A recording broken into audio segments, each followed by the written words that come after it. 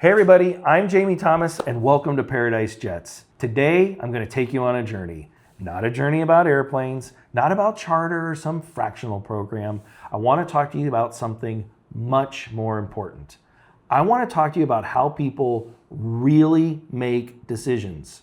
After more than 25 years in the industry, doing hundreds of deals, flying all around the world, I've come to believe something that has completely changed the way I think. Most people don't make aviation decisions the way we think they do. Most of us like to believe we make logical decisions, but in reality, we don't. We usually make emotional decisions and then try and justify them with logic afterwards.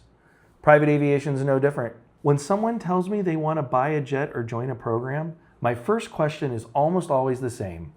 Why do you want to buy a jet? Not because I'm trying to talk them out of it, but I'm trying to understand what they're really trying to accomplish.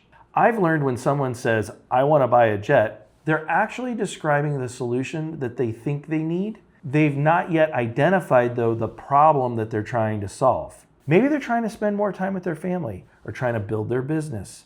Maybe they're looking for greater privacy or security. Maybe they simply love aviation or they want to own something that represents the success that they've worked so hard to achieve.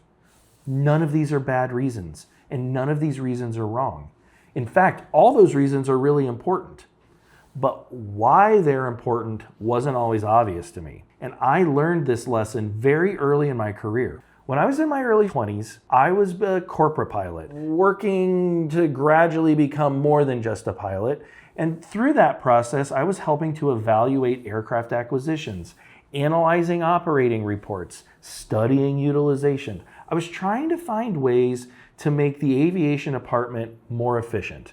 Whenever my employer considered adding another aircraft to their fleet, I'd prepare detailed reports. I'd analyze the numbers, identify inefficiencies. I'd make recommendations on different operating strategies and how we could do things. And on paper, most of my recommendations made perfect sense.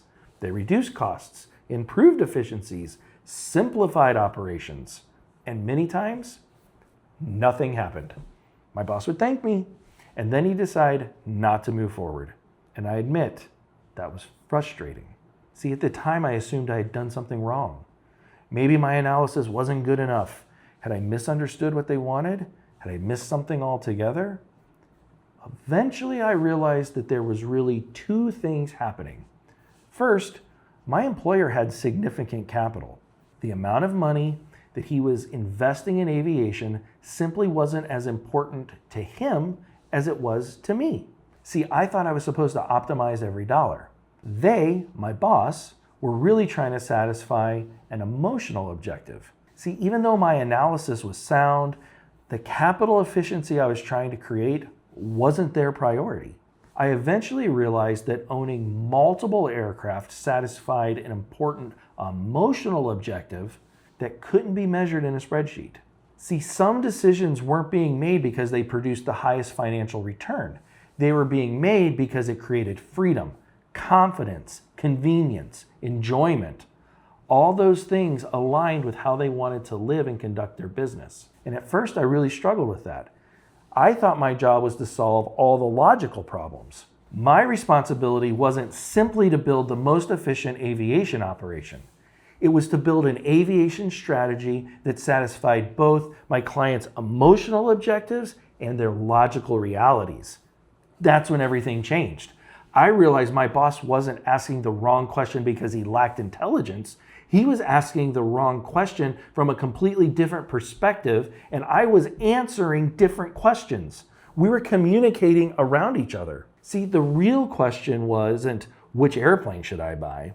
The real question he was asking me was, how do we build an aviation strategy that satisfies both the emotional objectives and the logical realities? But see, my boss didn't realize how to ask the question properly either. He couldn't articulate it. That realization completely changed how I think about private aviation. Today, when someone tells me they want to buy a jet, I don't assume they've reached a conclusion. I assume they've identified a problem and proposed one possible solution. So instead of immediately talking about airplanes or programs, I start asking questions. What are you trying to accomplish? What motivates you? What worries you? What are you trying to build? What are you trying to protect? How do you define success? This is why I often tell people my job feels more like becoming a therapist.